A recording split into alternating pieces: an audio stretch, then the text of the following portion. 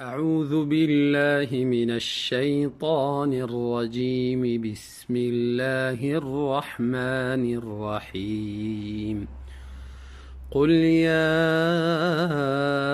أيها الكافرون. سوره الکافرون.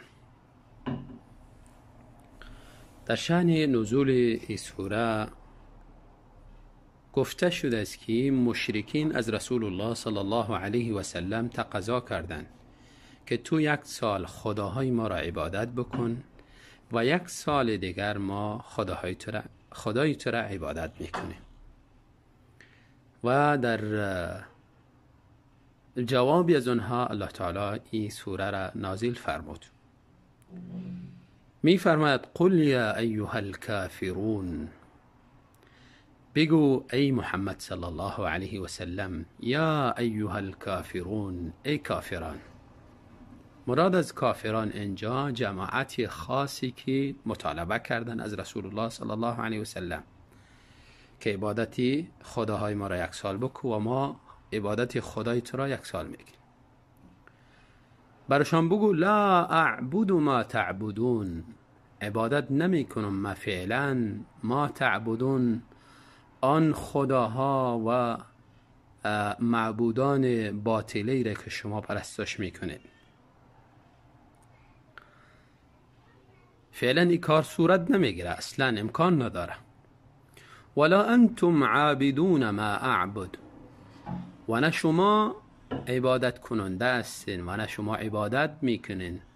ما اعبد، ما به معنای الذی، یعنی آن ذاتی را که من عبادت میکنم.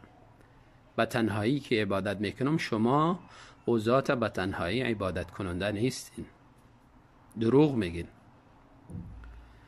ولا انا عابد ما عبدتم. در این جمله چند تفسیری آمده.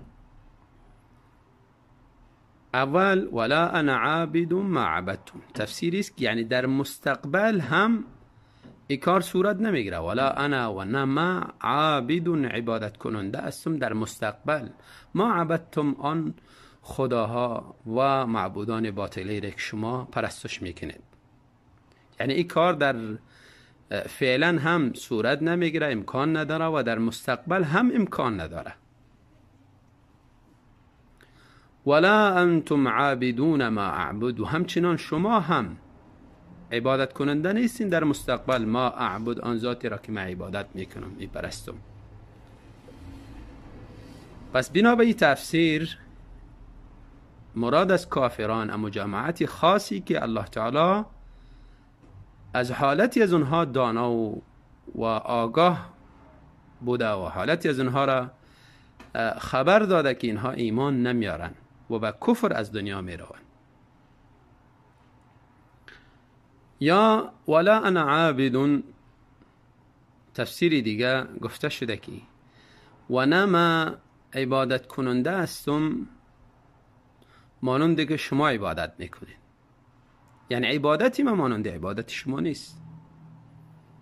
چرا عبادتی ما خالص و تنها برای الله تعالی است، اما عبادت شما همراه الله غیر الله را هم شریک میارید. شما غیر الله را هم پرستش میکنید. ما نعبدهم الا لیقربونا الی الله زلفا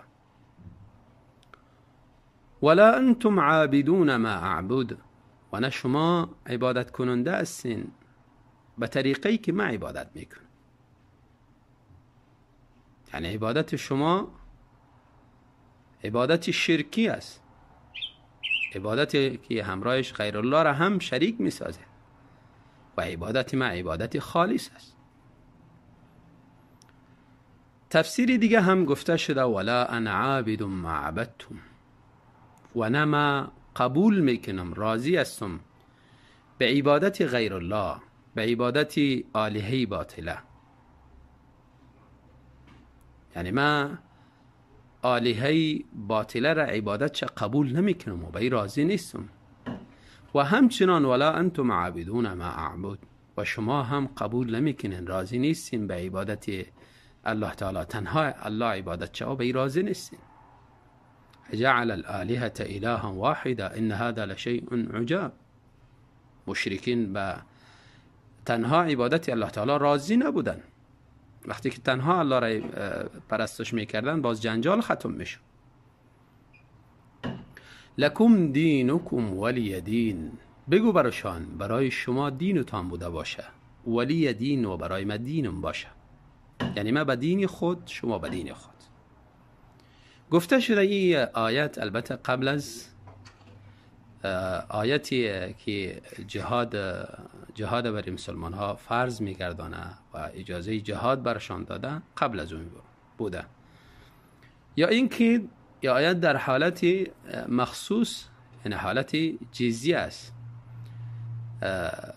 در حالت جزیه اگر کفار جزیه را قبول کردن و با مسلمان ها نجنگیدن، دو صورت اونها را به حال خودشان به دین خودشان گذاشته میشه و مجبور به اسلام کرده نمیشوند که ضرور اسلام بیارین. اگر به اختیار خودشان اگر اسلام آوردن درست، در غیر از او اجبار بالاشان کرده نمیشه و مسلمان به دین خود افتخار میکنه و به دین خود میباشد. بارک الله فیکم.